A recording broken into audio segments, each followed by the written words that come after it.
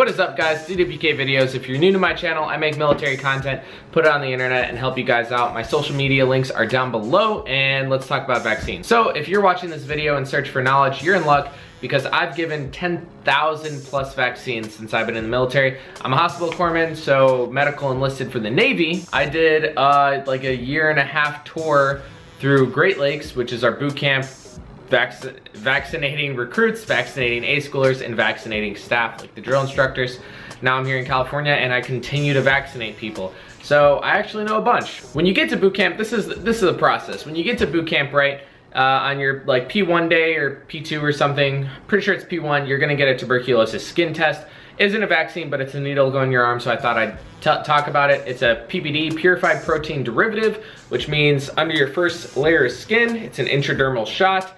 Goes the PPD, which is a protein like any other protein. Your body absorbs it. Now, if your body has a hard time absorbing it and it rejects it, you're gonna get this hard mass on your skin, which then is an indicator that you pop positive on a tuberculosis skin test, and then they can get an x-ray. A lot of people pop positive on this if you're coming from a third world country and you got the BCG vaccine, or if you've actually come in contact with someone who has tuberculosis.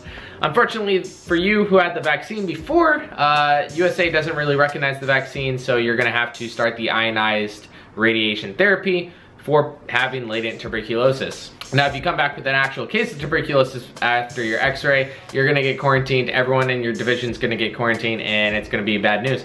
But let's move past that. Let's move to actual vaccines that's gonna keep you immune from stuff. So after you get your TB test, you're gonna get blood draws for titers, and what that is to tell the corpsman how immune you are to something in your blood level. So let's say you come into boot camp, and you're already immune to hepatitis A, but you're not immune to hepatitis B. We'll only vaccinate you for hepatitis B because there'd be no point. If you already passed a certain immune level, there's no point in boosting it. You guys understand?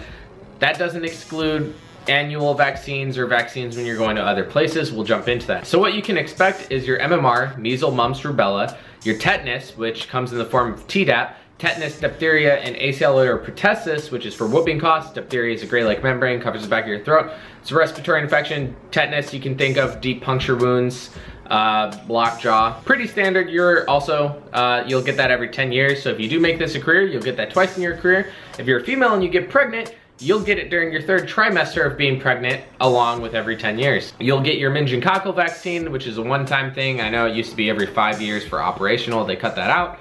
You used to get typhoid, which protects against salmonella. It was good for 2 years if you got the intramuscular shots, but now they deemed, oh, you only need that if you're going to operational, which kind of makes sense because people are getting typhoid and they'd still be in Great Lakes in 2 years through a training pipeline, and then they'd need typhoid again, kind of pointless. Polio, if you guys need me to explain what polio is, I'm going back to your elementary school history teacher and I'm fighting her. You'll get a one-time dose of yellow fever, which is vector-borne, so it's transmitted by mosquito. You're really not gonna need that unless you deploy, go to some weird countries while you're on leave. You get the little yellow fever shot card you can, strap to your passport. And that's pretty much not guaranteed for every single branch, but it's an option to get that. The branches might wait until you deploy. Your flu shot, seasonal flu, normally it's a quadrivalent. If they do preservative free, they wanna do money, which means no mercury, but a lot of times it's not preservative free, it's in a multi-dose vial, especially if you're in boot camp, just because it saves money. Every year, council comes together and they predict which flus are gonna hit the area. So let's say, because I get this all the time because now that I'm greenside, I'm immunizing Marines. They're like, oh, I don't want the flu shot. I got the flu after I got the flu shot. It's like, no, you didn't. You got something else, or you had symptoms because it's inactivated. All these vaccines, except for a couple, are inactivated, which means it's a dead virus, can't hurt you, you can't get the sickness from it. You can exhibit symptoms, sure, yeah, but you're not gonna get sick. So every time I have to tell them, like, hey, a board comes together every year, just kind of summarize it to them. They predict which flus are gonna hit the area, 4 top flus to hit the area.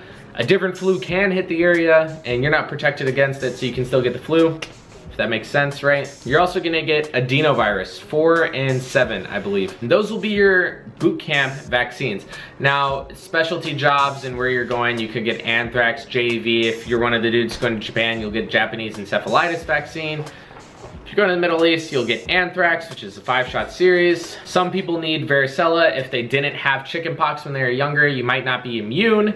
and then you need a varicella booster. Fun story about this. Normally you get shingles when you're close to your 50s, and that's when normally they make you get a varicella vaccine booster.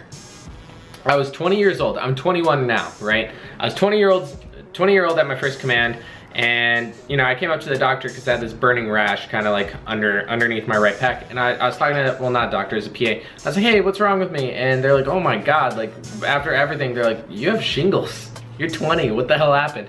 So, might be a good thing if you get this vaccine. Who knows? Save you from shingles, but it was short-lived. I saved the best for last, obviously, is the peanut butter shot. Peanut butter shot, a lot of people kind of explain to it as the most painful shot you're gonna get in the military, which, I mean, yeah, probably. It's going in your butt. It's a bicillin shot, so if you're allergic to penicillin, you actually won't get this. Lucky for you. They do have a way of checking your medical history, so don't lie to get out of this. They'll give you a pill if you don't. But it's basically bicillin, which is kept in a really cold, I wouldn't say freezer, but a really cold cooler, so it's really thick like peanut butter when it goes into your butt cheeks, right? And once it's there, yeah, it kind of disperses in your muscle and you can rub it out and all that, but once you go to sleep, it hardens and it's just so painful to walk. Imagine a Charlie horse times 20 on the butt cheek. And depending on when you're going through boot camp, the environmental health officer can decide if you're getting 1 or 2. I only had to get 1, but certain times of the year, they'll say, yeah, you'll give 1 at the beginning and give 1 at the end. 2 shots, sucks to suck. Also, for those of you who like to mess around, they do use penicillin shots in the butt to treat for some STDs, so who knows? Might not be the last time you get it. Leave a like on this video if this helped. Also share it with a buddy who's going through DEP, and I'll see you.